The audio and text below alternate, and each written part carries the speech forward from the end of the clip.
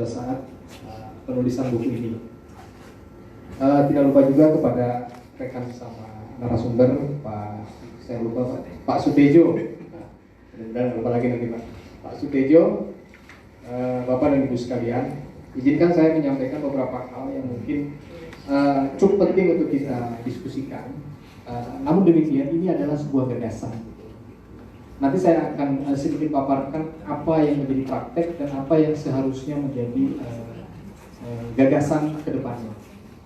Bapak dan Ibu sekalian, pra-peradilan ini mungkin menjadi sesuatu yang fenomenal atau menjadi sesuatu yang cukup menarik ya, 4 atau sampai 5 tahun terakhir ini, karena ada beberapa putusan yang kemudian cukup dianggap kontroversi gitu ya, terkait dengan perluasan objek di dalam pra-peradilan.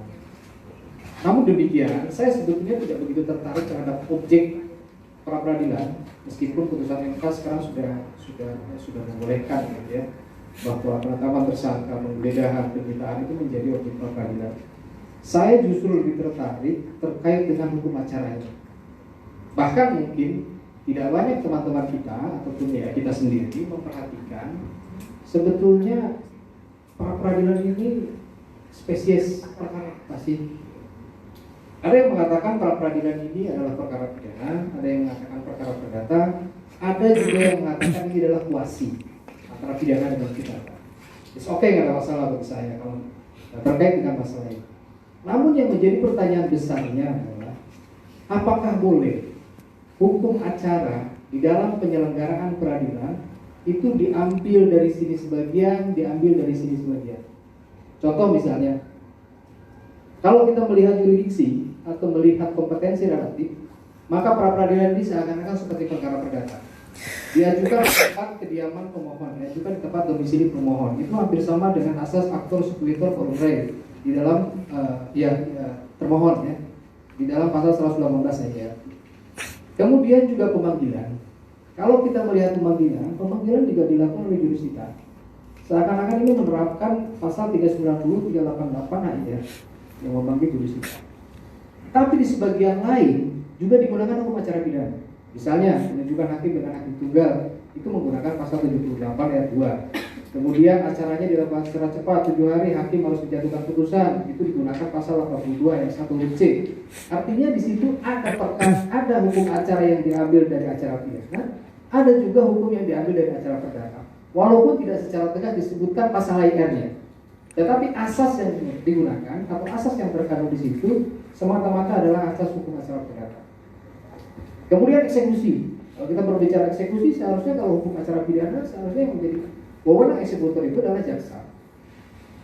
270 KUHP mengatakan bahwa jaksa yang melakukan eksekusi terhadap perkara yang telah berkekuatan hukum tetap. Pasal 1 angka 6 huruf A juga demikian, bahwa jaksa mempunyai wewenang untuk melaksanakan eksekusi. Tetapi di dalam perkara pra-peradilan justru eksekusi itu dilakukan oleh ketua pengadilan. Yang ini sama seperti pelaksanaan perkara perdata di pasal 195 HIR. Nah, pertanyaan besarnya, sebetulnya perkara pra-peradilan ini jenis perkara yang mana? Kenapa saya mempersoalkan hukum acaranya? Karena saya berasumsi, walaupun saya tidak punya data secara faktual, tapi saya berasumsi bahwa seringkali perkara pra-peradilan itu gagal, atau seringkali tidak efektifnya perkara pra-peradilan itu diakibatkan oleh sebagian besar hukum acara yang tidak jelas. Contoh misalnya, tidak ada satu kewenangan hakim atau tidak ada ketentuan yang berikan kewenangan kepada hakim untuk memaksa penyidik datang ke pengadilan, untuk bisa memaksa penuntut umum datang ke pengadilan pada saat sidang pra-peradilan. Sehingga apa yang terjadi? Sidang pertama hadir, sidang kedua hadir, sidang ketiga hadir, keempatnya hadir lagi, kelimanya hadir, keenamnya hadir lagi. Akhirnya apa yang terjadi? Perkaranya berlarut-larut, perkara pokoknya kemudian dilimpahkan, disidangkan, gugur lah, dihukumkan gitu. Atau misalnya jatah waktu tujuannya kemudian habis, sehingga hakim tergesa-gesa untuk menjatuhkan putusan. Yang pada akhirnya hakim tidak mampu lagi berpikir karena waktu sudah habis.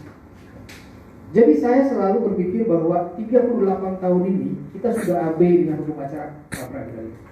Padahal kalau kita baca di pasal 95 ayat 5, mungkin kalau ada yang bawa KUHP silakan baca KUHP. Pasal 95 ayat 5, di situ disebutkan untuk gugatan ganti kerugian, untuk permohonan ganti kerugian, terkait dengan putusan bebas atau putusan lepas yang bisa diajukan oleh terdakwa maupun terpidana itu mengikuti acara pra peradilan. Artinya seharusnya pra peradilan ini memiliki acara sendiri. Kalau misalnya kita berasumsi apakah bisa hukum acara perdata diterapkan dalam perkara pra peradilan, KUHP hanya mengenal istilah acara perdata itu di pasal 101, pasal 274, pasal 100, 101, 274. 3 pasal itu hanya berlaku bagi penggabungan gugatan ganti kerugian. Itu tidak bisa berlaku bagi pra peradilan. Kenapa? Karena gugatan ganti kerugian di dalam bab 13 pasal 98 sampai 101 itu hanya terhadap korban tindak pidana kepada pelaku tindak pidana. Sedangkan ganti kerugian dalam pra peradilan itu berbeda.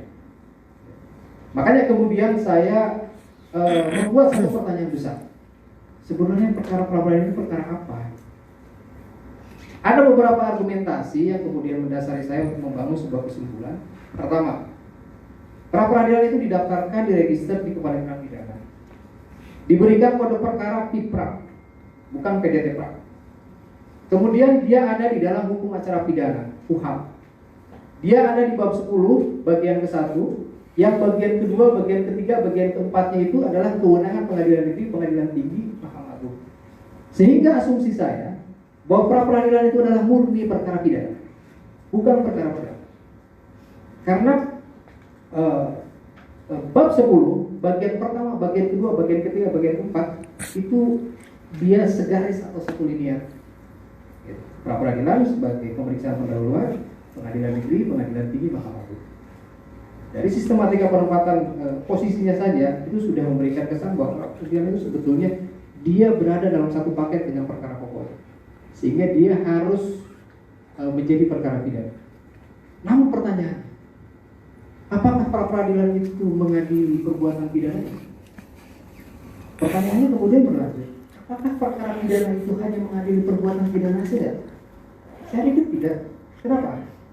Di dalam perkara pokok, perkara pidana, ada hal-hal yang bukan perbuatan pidana juga perlu diadili. Satu kewenangan saja, kewenangan mengadili, dakwaan batal demi hukum, kemudian penuntutan tidak dapat diterima, itu juga bagian-bagian yang bisa diadili dalam perkara pidana. Sehingga asumsi dan kesimpulan saya bahwa perkara pidana bukan hanya semata-mata perkara yang mengadili perbuatan pidana, tetapi perkara yang mengadili perbuatan pidana dan segala sesuatu yang terkait dengan perbuatan pidana. Maka pra peradilan karena munculnya akibat dari ada penanganan perkara pokoknya, maka pra peradilan itu saya anggap sebagai asesor dari perkara pokoknya. Saya kemarin diskusi dengan yang mulia ini, saya mengatakan begini, pra peradilan dengan perkara pokok itu ibarat utang dengan jaminannya. Kemanapun piutang itu beralih, mau dia dengan sesi, subrogasi, inovasi dan segala macam, maka jaminan ini akan ikut beralih sesuai dengan utang. Nah, saya mengibaratkan seperti itu, bahwa kemanapun perkara pokok ini akan disidangkan, maka pra peradilan juga dia harus ikut disidangkan di pengadilan itu sendiri. Nah, sekarang apa yang terjadi? Dulu waktu pada saat KUHP tahun 81 dirumuskan, mungkin pembentuk KUHP tidak pernah terpikirkan bahwa kemudian akan ada pengadilan khusus. Karena waktu itu yang ada hanyalah pengadilan negeri, gitu ya, yang mengadili tindak pidana. Sekarang ada beberapa pengadilan khusus yang juga mengadili tindak pidana. Salah satunya tipikor dan perkara. Pertanyaannya, ketika perkara pokoknya diadili oleh pengadilan tipikor, seharusnya kemana pra peradilan itu diajukan? Praktek yang sekarang terjadi bahwa pra peradilannya diajukan di tempat kediaman termohon, perkara pokoknya diajukan ke tempat pengadilan tipikor, sehingga ini bercabang.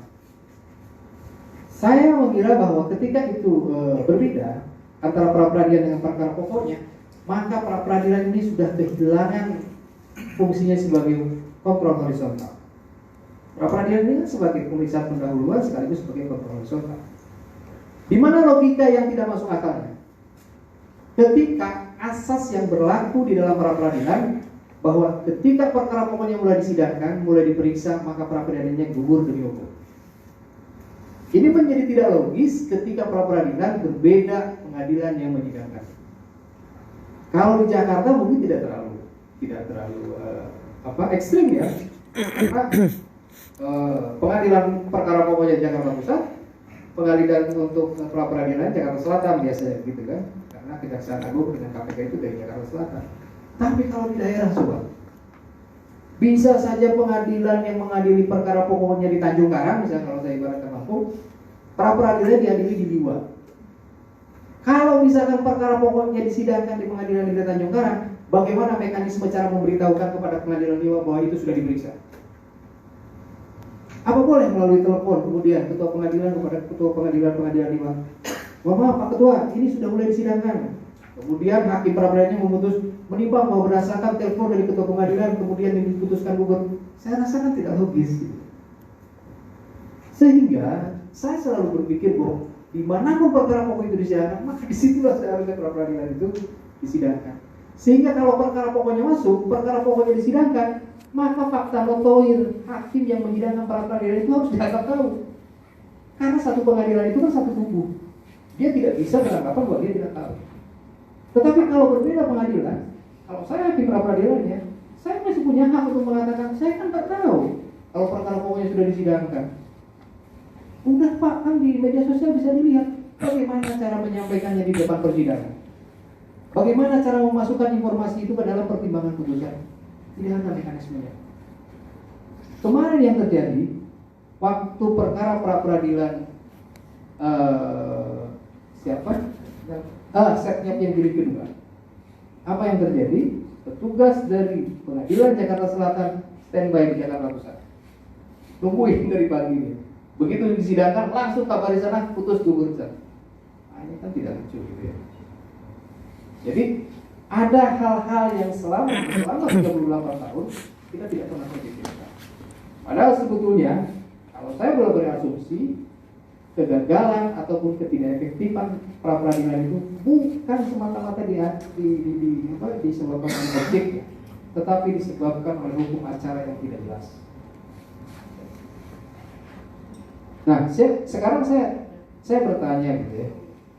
Kalau misalnya pra peradilan itu murni hukum pidana, lalu siapa yang berwenang untuk memanggil dan memberitahukan? Kalau kita berkaca kepada pasal 1 angka 6 huruf B, pasal 13, pasal 14, maka yang berwenang untuk melaksanakan pemanggilan dan penetapan hakim itu adalah penuntut umum. Kemudian pertanyaannya berlanjut, apakah berwenang hakim pra peradilan memerintahkan penuntut umum sedangkan perkara pokoknya belum masuk ke pengadilan? Nah itulah, saya selalu membangun pikiran dari awal bahwa pra peradilan itu satu paket dengan perkara pokoknya. Kapan eksistensi penuntut umum itu mulai ada? Bukan pada saat perkara itu dilimpahkan ke pengadilan, tetapi pada saat penyidik mengeluarkan SPDP ke kejaksaan, maka kejaksaan pada saat itu akan mengeluarkan penunjukan kepada salah satu atau beberapa orang jaksa untuk menjadi penuntut umum. Sehingga eksistensi penuntut umum sudah ada. Kalau kita baca pasal 1 angka 6 huruf B, salah satu kewenangan penuntut umum dalam melaksanakan penetapan hakim, dan di situ tidak disebutkan hakim pemeriksa pokok perkara, maka seharusnya hakim pra peradilan juga berwenang untuk memerintahkan penuntut umum dalam perkara pokok.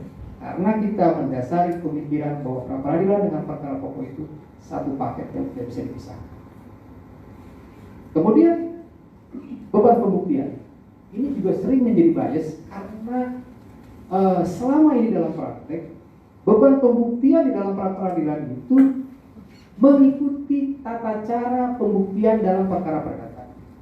163 Hayyan mengatakan barang siapa yang mendalilkan bahwa ia wajib membuktikan.